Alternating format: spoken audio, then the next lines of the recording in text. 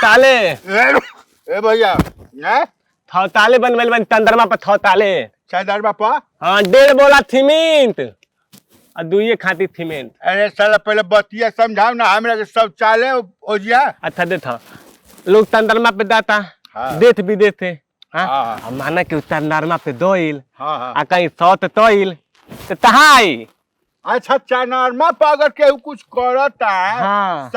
शौच वगैरह हाँ। तो उ तो माने मान ल कि हमनी के मूड़िए पर नु गिर हाँ मुड़ी पे दी जाई बाजारे में दी घर में गी क्यों खात नहीं ए साला ओह में दी जाई हाँ हाँ हाँ तो यही थम दैनी ना थौताले बनवा देनी ओजिया हाँ और तेहू में दाया थौत करी एकदम फिनिट अच्छा ओजिए रुक जाई हाँ वही रुत जाई अच्छा तू थौताले माने ये शौचालय बनवा गइल हाँ, हम शौचालय। कहानी कि साले 15 दिन से लौकत नहीं के कहां गइल बा हमका मामूली बुझेला ना ना मामूली हम तारा के नहीं